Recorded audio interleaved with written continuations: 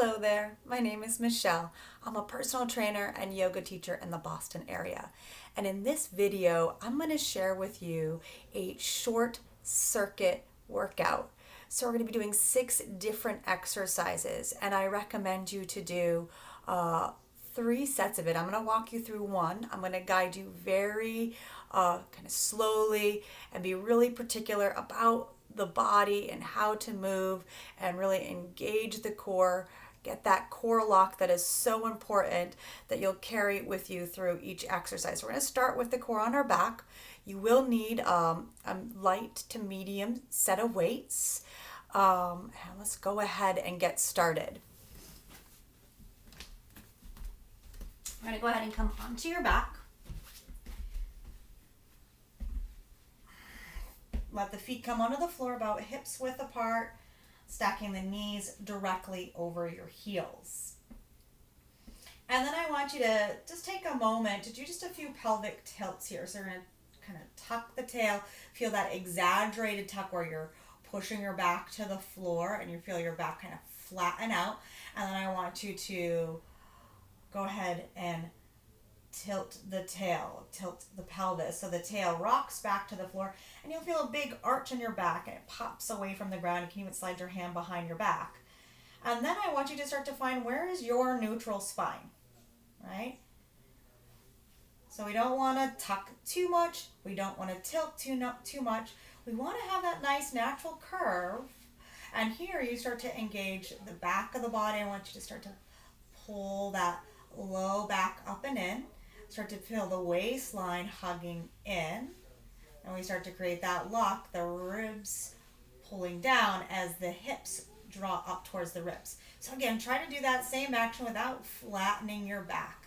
So it's a very small curvature of the spine. It's important to have that nice small curvature of the spine. And then also feeling that you can hug and keep that belly nice and flat. Right, and then as we add on, we're going to lift the knees, the feet up off the floor, bringing those knees over the hips. Again, try to keep that nice neutral spine, that core lock with the ribs drawing in and down. And then taking your hands to the front of your thighs. You can flex the ankle and spread the toes. This is going to bring that engagement through the full body here. Right, now as you press your hands into your thighs, squeeze your thighs back into your hands and start to feel that resistance. There should be a little bit of a shake. And you should feel that nice strong energy in the body. Now we're going to move one side at a time. So we're going to move the right leg and the left arm. So extending your right leg forward as you reach your right arm back and then bringing it back forward. And again, extending it back and bringing it in. Continue. Inhaling as you reach. Pause. Exhale. Pull it in. Keep that spine nice and neutral. Keep pressing that left hand into your left thigh as that left thigh hugs back into your hand. All right, we're going to do 5. Exhaling. Inhaling. 4. 3. 2. And 1. Right, or let's go ahead and just rest for a moment, bringing both heels down towards the floor. And then lift your hips into bridge. You can bring your arms down by your sides. And then bend the elbows, bringing your hands right along the side of the hips. You feel the hips level. Now go ahead, press through your heels, lift your toes. Right, you press your foot down, but just lifting your toes up off the ground. Press down through your big toe mound. And your pinky toe mound down through the inner heel and the outer heel. You should feel the arches of the feet lifting, the glutes activating, those are those butt muscles, and the hamstrings. Keep hugging your knees in. Take a deep inhale. Exhale, lower it down nice and slow. All right, we're going to do the second side. So again, find that neutral spine. If you feel your back pop up as soon as you lift those knees, again, start to think of really pulling those hip bones up and in, the ribs in and down, and the navel back towards the spine. Take the hands to the thighs, push into the thighs, squeeze the thighs back into the hand. All right, second side, left side this time. So left leg, left arm as you extend. and then bring it back in. Keep pressing that right hand into the thigh. And if you start to feel your back lifting away from the floor, option here is to just let the heel come down to the floor. So you keep the knee bent, it doesn't have to straighten. So if you find, extending the leg creates a little bit more stress in the back and you're unable to keep the core locked, just let the heel tap down to the floor. Great, we'll do 4 more. So let's set that 4, 3, 2, inhale, exhale, pull it in, push, and then release. Nice work. All right, so now we're gonna go ahead and grab those weights. We're gonna do a chest press with a bridge, holding that bridge. So just starting with the arms first, elbows are a little lower than your shoulders, and then lining up those weights so your wrists are directly over your elbows. And you can feel your back is on the floor, pull your shoulders down. Create that nice core lock, and then lift the hips into your bridge position. I just lift and hold that bridge, pressing down through your heels, down through your big toe mound, and down through your pinky toe. You can lift those toes, keeping your foot on the floor. Now reach the weights up, and as you lower down, you just hover just before those elbows touch the floor. So you're never resting, you're continuing to keep that tension through the body. We're going to go for high reps here. Elbows nice and wide.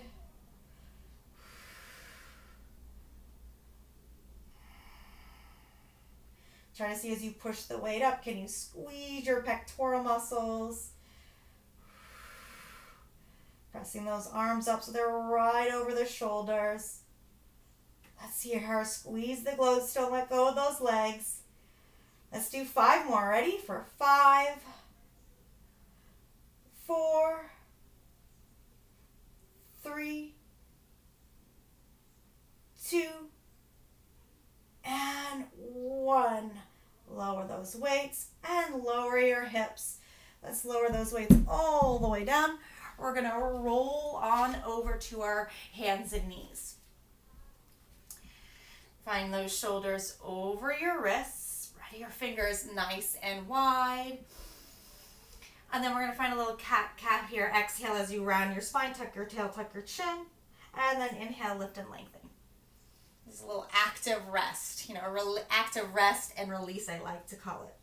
Making sure we're not holding any tension in the spine, but also really feeling on that full exhale how you're really starting to engage the front of the abdominal muscles are starting to fire up. All right, let's slow that cat and cow down. All right, lower down to your elbows. We're going to get ready for a nice plank. We're going to hold this plank.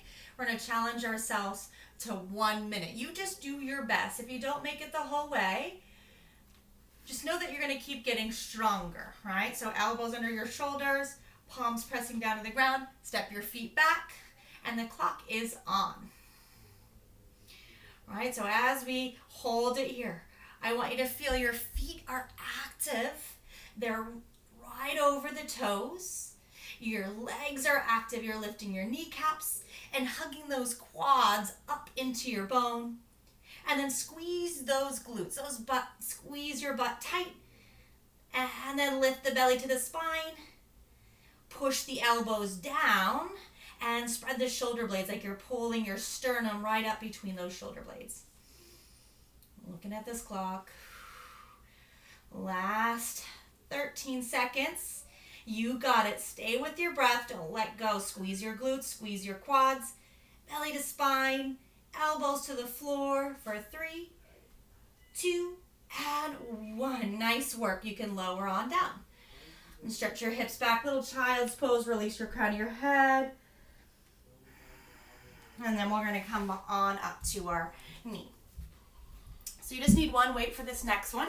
You're going to step your left foot forward, making sure your knee is right over your heel. Your hips are in line, and you can stretch that left arm out, and the weight is going to come into that right hand right by your shoulder. We're going to do a shoulder press. Single arm, single leg, shoulder press. All right, trying to get that weight extending all the way over your head. Finding that press so that you're feeling that work all the way up that right side of your body.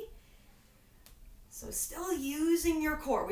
I always like to start with the core. I oftentimes do, because when you activate the core muscles, you can really feel where that active reach is. We're working in high reps here, maybe going 10 to 15.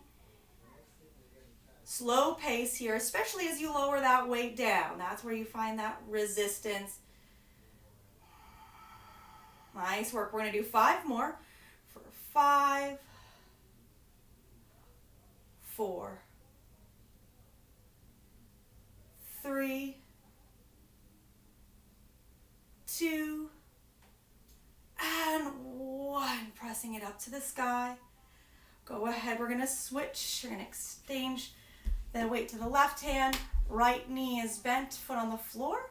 And so what you do here, I want you to really think now of your lower body here. Even though a lot of the work is up here, I want you to squeeze your glutes. Let's bring that weight up to the shoulder. Lift your chest. You can flag that right arm out, and then we'll go ahead, we'll press up.